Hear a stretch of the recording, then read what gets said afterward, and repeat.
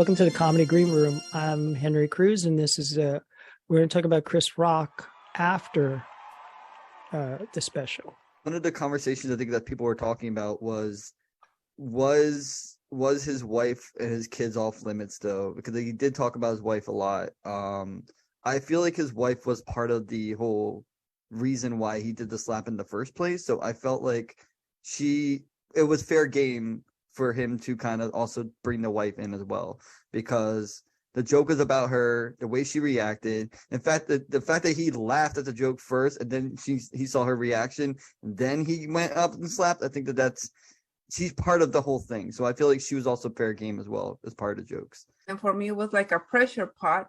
And then it was that moment, because like you said, he was laughing.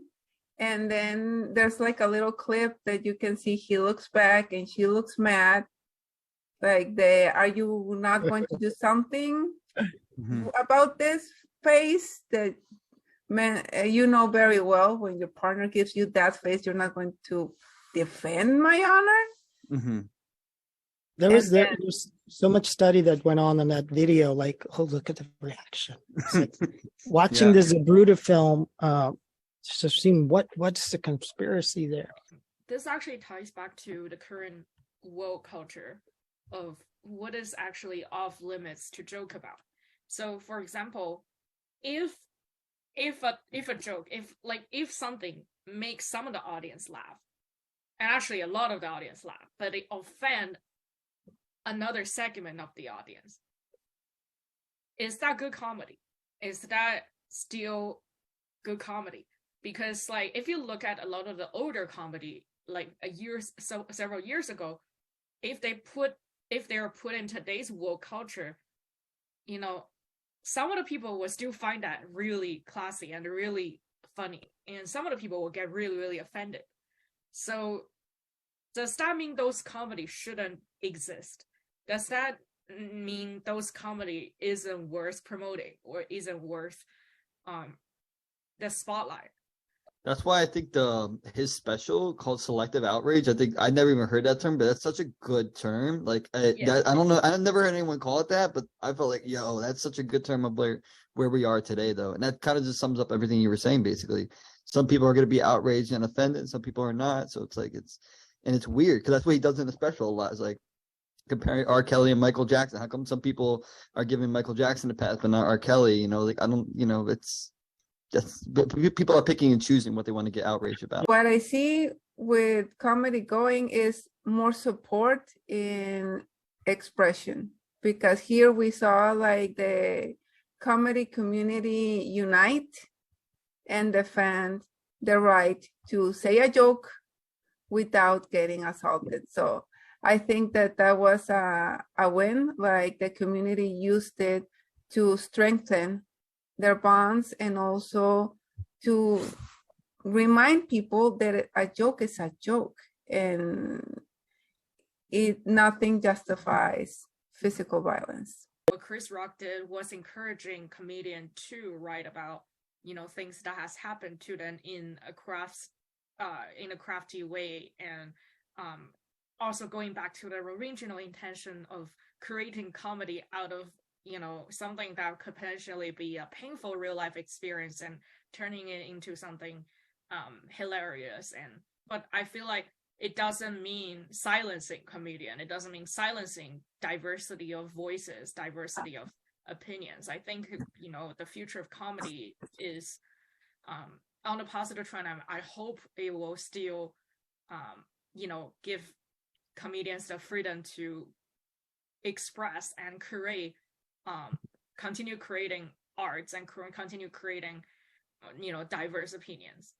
The way I see comedy, I think a lot of it is like where I see kind of everything in the world right now. I think everything is going to funnels. So right now there's so many options and there's so many different types of thoughts and comedians, where I feel like people are just going to gravitate into the thoughts that they agree with and that they like. So if you're someone who is super sensitive about certain topics, you can find comedians that are going to fit your viewpoint and your style. So you can just kind of just go and look at those comedians, and comedians that you don't agree with, just walk out of their show, or just don't listen to them, or don't even like them, right?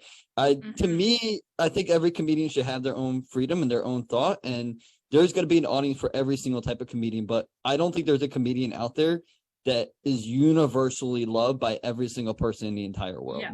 Everybody has something that, like, okay, I don't like this comedian, or I don't like that comedian, whatever.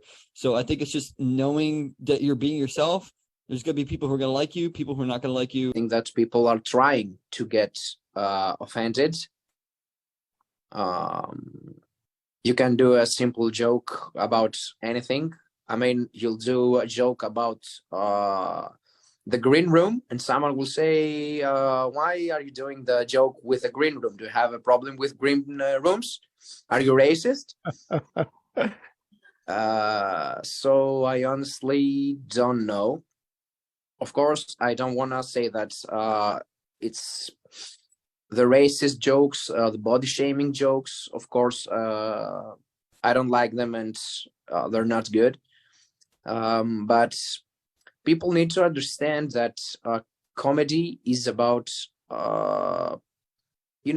making people laugh. I've done some comedy shows. I've told some jokes about people, and they laughed. But there were others that say, he might be racist. When you get on stage, you get, it's not Stavros for me, let's say, that gets on stage. I am pretending to be someone else. I'm performing, I'm just trying to make people laugh. You, where are you from, where you're at right now? Where I am? Mm-hmm. Oh, I'm in Greece right now. Greeceland? Greece, Greece. Greece. Souvlaki, gyros, tzatziki. Yeah, gyros. I love gyros. Gyros, malaka, all the famous words. A red team and a blue team here.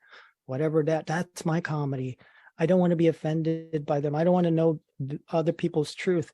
That's the idea of truth in comedy, and telling people, moving on from a court jester to someone who actually shapes society. What I think that person in the future is going to be someone who offends equally. When I watched the Chris Rock special, there was some parts of it that made me uncomfortable, and that's what comedy should be to me. Make me uncomfortable. I really loved his comedy special. Great future we have. Great future for all the comedians here, as long as we are doing it for free, All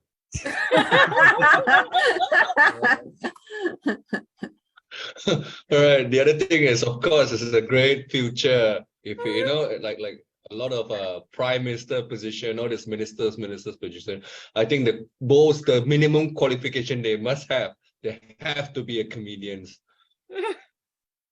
What I learned from Chris Rock is I'm a bit sad about this Will Smith, is because through Chris Rock I found out he's gay. I could have just joined their party, There used to be circus.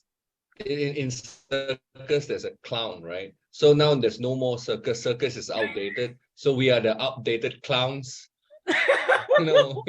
Clown. There's a movement to be very emotional, to bring the pain on stage. That's what I've seen a lot of. And I don't know if that's the role of a comedian, but to kind of take you on a roller coaster ride. This happened to me, and I've survived it. Oh. In India, what happens with me is I'm a religious minority in India. So a lot of audience expects something, for me to say something revolutionary, something, amazing. And I'm like, that should not be my job. My job should be, making you laugh. Why do you expect me to be an activist at the same time, when I'm on stage being a comedian? Yes. So A that comedian is burden not a should woke activist. We don't ask a musician, we don't ask an opera singer to do like rap. We don't ask a rapper to do opera singing or whatever classical singing it is. You can't just come to a comedian show and be like, oh, that other comedian was very woke and amazing, but you are not like that. And I mean, I agree. You don't want to be remembered for being woke. Oh, he was very woke. He was very woke.